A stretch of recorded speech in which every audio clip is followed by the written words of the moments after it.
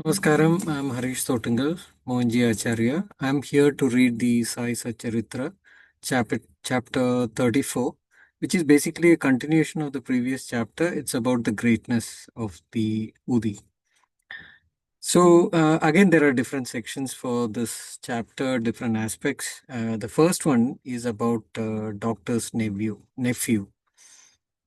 There was a doctor who lived in a place called Malegaon. Okay.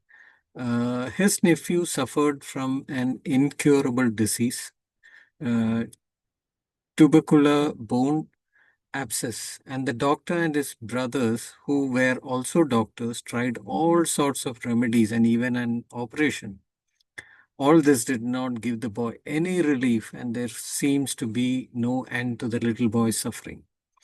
Friends and relatives advised the parents of the boy to seek divine aid and recommended them to try Sai Baba, who was known to have cured such incurable cases by his mere glance.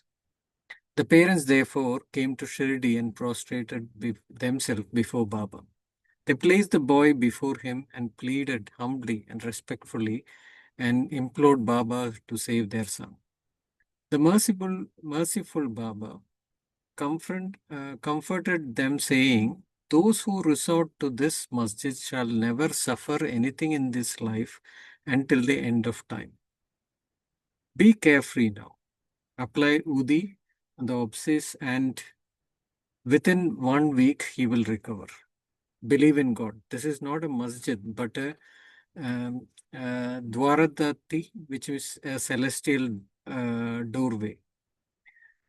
He who steps in will soon get health and happiness, and his sufferings will come to an end. The boy was placed before Baba, who touched the affected parts and cast his loving glance on the boy. The patient was pleased, and with the application of the Udi, he began to recover and was completely cured within few days. The parents then left Shirdi with their son, thanking Baba for the cure. This cure was through Udi and Baba's divine grace. After learning about all this, the doctor, who was wonderstruck and wanted to receive Baba's darshan while he was on his way to Bombay for small business.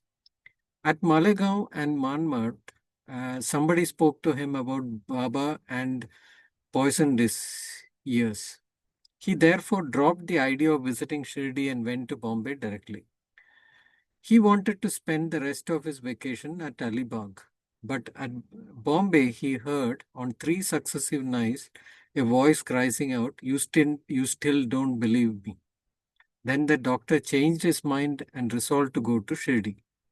He had to attend to a case of viral fever in Bombay who showed no signs of abatement. So he thought that his Shirdi trip would be postponed. He, however, proposed to test in his mind and said, "If the patient gets better today, I shall start for Shirdi tomorrow." The amazing thing was that exactly at that time he proposed the test in his mind, the patient's fever began to abate and the patient's temperature soon became normal. Then he went to Shirdi with Baba's grace, received Baba's darshan, and prostrated himself before Baba. He stayed there for 4 days and returned home with Baba's Udi and blessing. His nephew's case was given him an opportunity to see Baba, and this gave him everlasting love for Baba's feet. The next story is Dr. Pillai. Dr. Pillai was a devotee who was very close to Baba. He was well liked by Baba, who always called him Bau, which is brother. Baba spoke to him regularly, consulted him in all matters, and always wanted him by his side. Pillai once suffered very badly from a Jenny worm. He said to Kaka Sahib Dikshit, "The pain is so much and unbearable. I prefer death to it. I know this pain is to repay my past karma, but please go to Baba and tell him to stop the pain and transfer the repayment of my past karma to 10 future births of mine."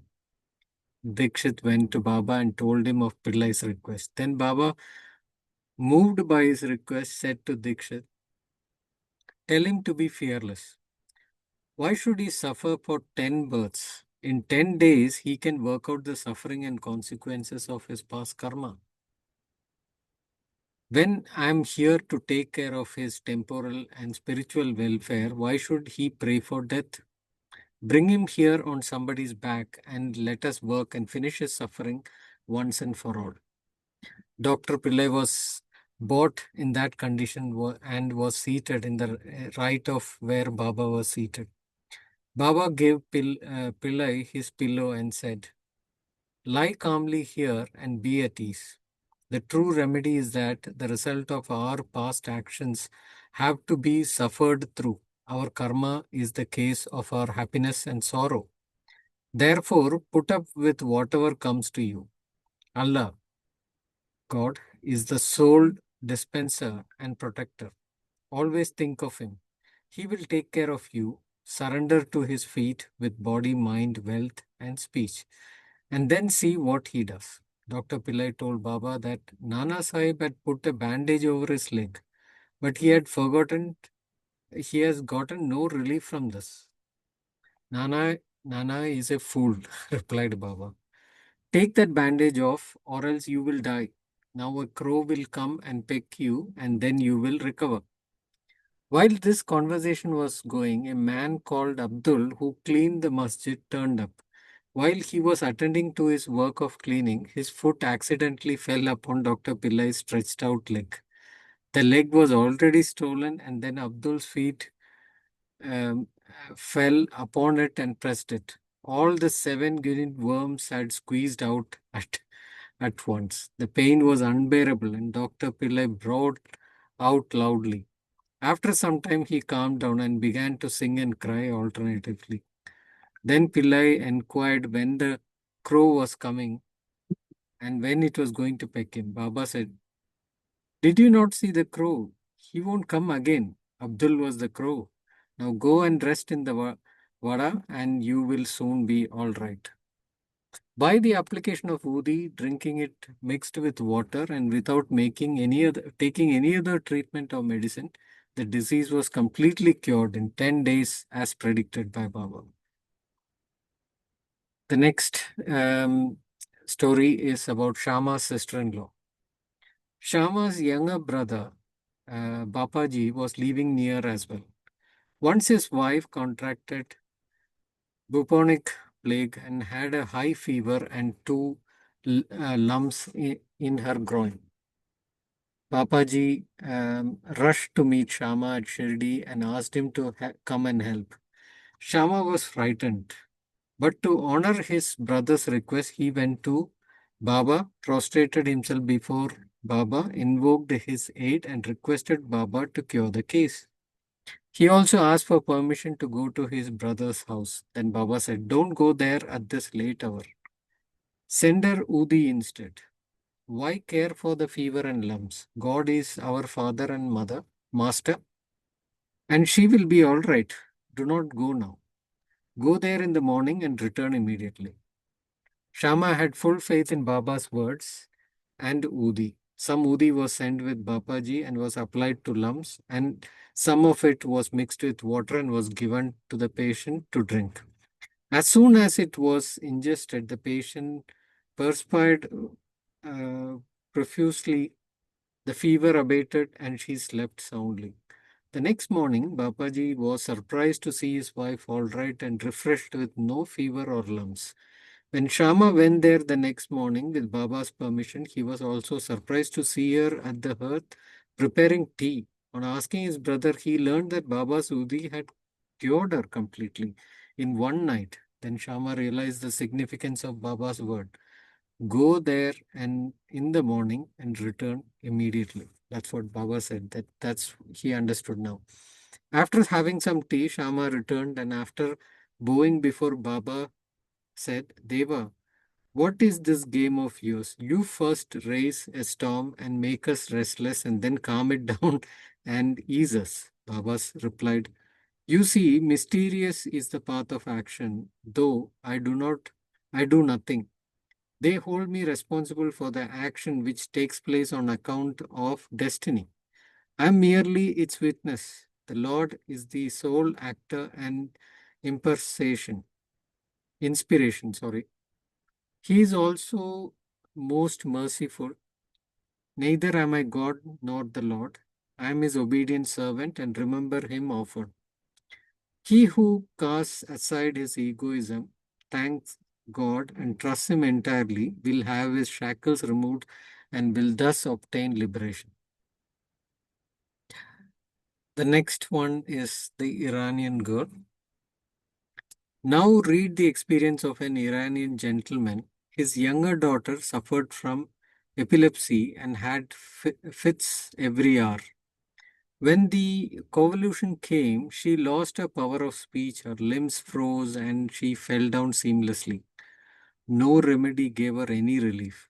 A friend recommended Baba's Udi to her father and asked him to get it from Kaka Sahib Dikshit in Bombay. Then the gentleman got the Udi, mixed it with water, and gave it to his daughter to drink. In the beginning, the convolution which came every hour only came every 7 hours. And so, after a few days, the daughter recovered completely. The next story is The Gentleman from Harda. An elderly gentleman from Harda was suffering from a stone in his bladder. Such stones at the time were generally removed by surgical operation. People recommended that he undergo one. He was old and weak, lacked the strength of mind and body, and could not think of submitting himself to surgical treatment. His suffering was soon to end in another way. The city officer of that town was a devotee of Baba and always had a supply of Udi with him. On the recommendation of some friend, the patient's son got some Udi from the city officer, mixed it with water, and gave it to his old father to drink. Within 5 minutes, the Udi was assimilated. The stone was dissolved, it came out through his urine, and the old man was relieved. I think the last story, it's about the lady from Bombay. A woman from Bombay always suffered terrible pain at the times of childbirth. She was very frightened each time she was pregnant and did not know what to do. Sri Ramamarti of Kalyan, who was a devotee of Baba, advised her husband to take her to Shirdi for a painless delivery. When she next became pregnant, the couple came to Shirdi, stayed there for a few months, and worshipped Baba and got all the benefits of his company. After some time, the hour of delivery came, and as usual, there was obstruction in the passage from the womb. She began to suffer labor pain and did not know what to do, but began to pray to Baba for relief.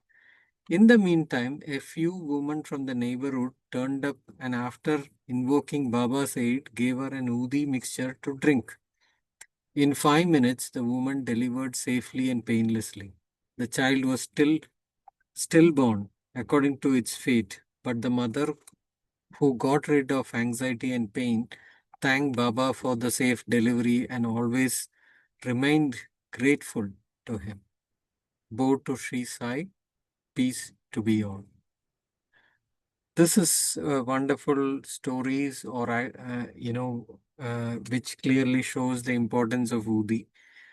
And whenever it's always important to understand the importance of the Udi. And when you are at Shirdi or when you get the Udi, please um, believe in it, and it'll certainly show wonders. Thank you very much for listening. Do come in tomorrow to listen to the next chapter. Thank you very much.